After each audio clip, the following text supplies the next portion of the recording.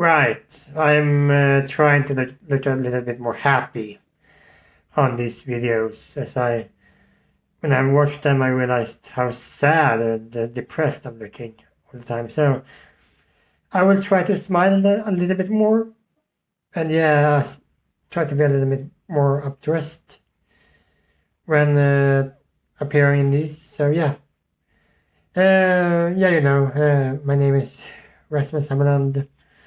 Please like, share, subscribe, all that stuff. And in this lightning speech, I would like to talk about growing up with with a disability, my hometown, and also how to use comedy as a shield. So let's get to it, really. Growing up with a disability.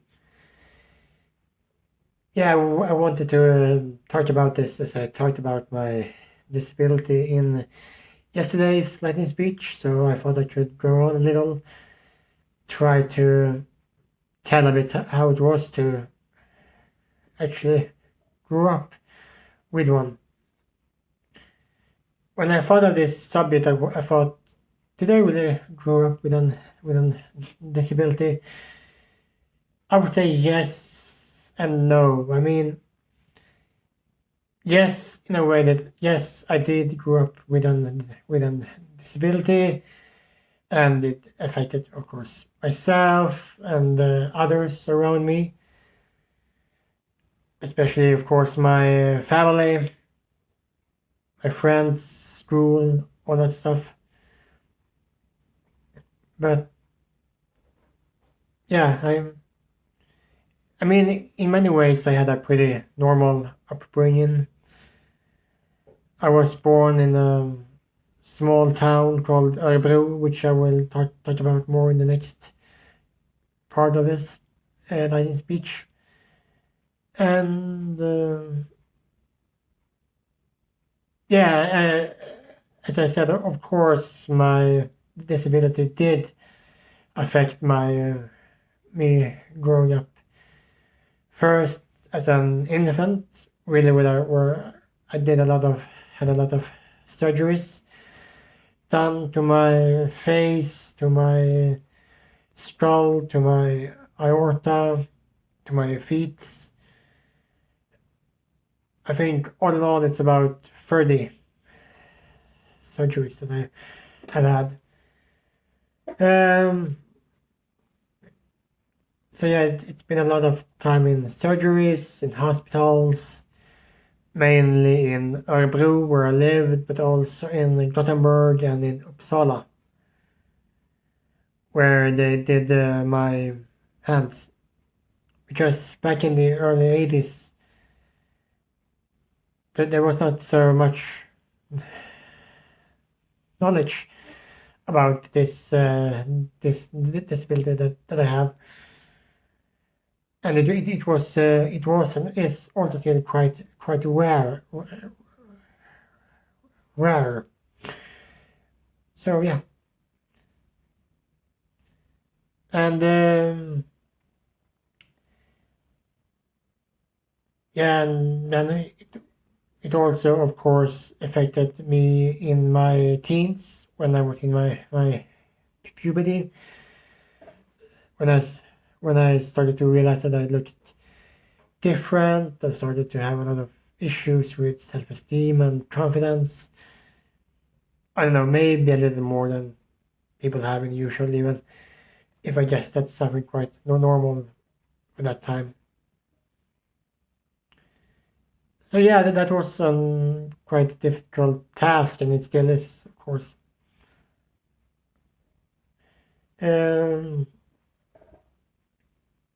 was always very hesitant about it, not wanting to appear in photos or something like that. And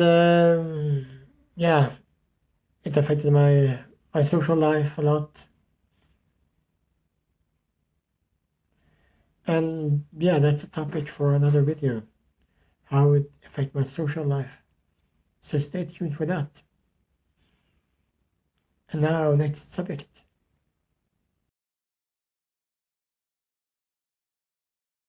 Right, my hometown of Örebro, where I grew up, where I have lived until now the most part of my life. I think all in all it's about 33 years, or less than, maybe a little less. Call it around 30 years I lived in Örebro. Örebro is, as I said, an small town located in the southern part of Sweden. And is about 2 hours from Stockholm, from Stockholm where I currently live. The town has about 120,000 or so population,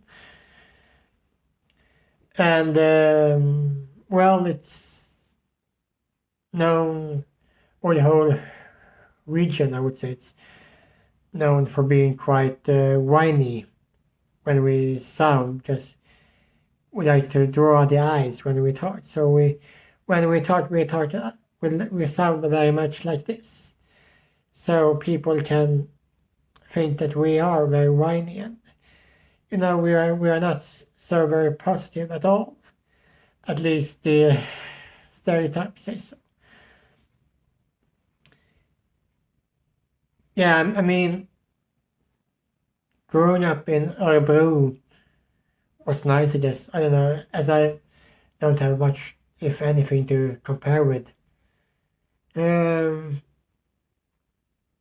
One thing that I liked about living there was it was quite close to everything. And yeah, most things. I mean, again, we had a movie theater. You can go do stuff if you wanted.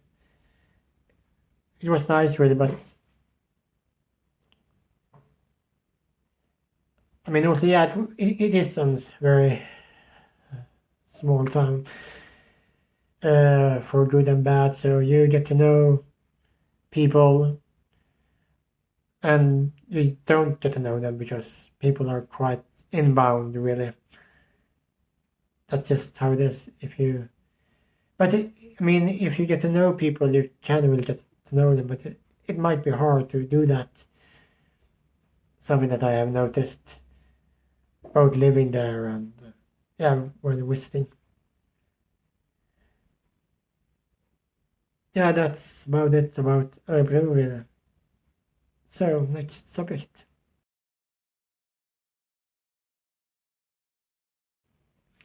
Using comedy as a shield. It's something that I have been doing, I would say, even more now when I do perform perform stand-up comedy on stage. It has been a quite an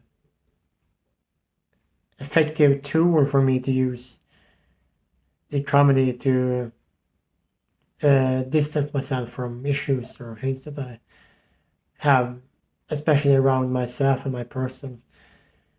On stage, I like to talk a lot about myself and my issues and try to see, okay, what is the funny thing? What can be funny in this, even if it mostly turns out quite dark and black in the humor? I still enjoy it quite a lot to talk about. Um, yeah, and as I said, it's been a great tool for me to use when I want to distance myself. Like if someone says something to me that might be the detachatory or just mean, I can try to come up with a way to uh, to sort of reverse engineer that, and instead of making a joke out of it, instead of trying to get into a fight or a discussion with a person, I will just be silent and think, yeah, I will get my comeback to you on stage, which is quite effective, I think. I guess it has its downsides as well, but yeah, it works mostly for me. I think that is something that many people do, actually use comedy as a shield to try to talk about things that may feel hard on them. But is there, so yeah, as I said, if someone says something to me that I feel is mean, I try to change that to something. But I think that whole philosophy is based around this quote from the TV series West Wing, which I've been quoted before, where they talk about pluralism and really how to work against terror. And one character said that, in the meantime, remember pluralism. You want to really get in and kill these bastards where they live? Always accept one than more. Always accept always accept more than one idea. Drives them completely insane. Okay, I was paraphrasing a little there. Next subject. Or yeah, we're done. Actually. See you tomorrow. This was fun.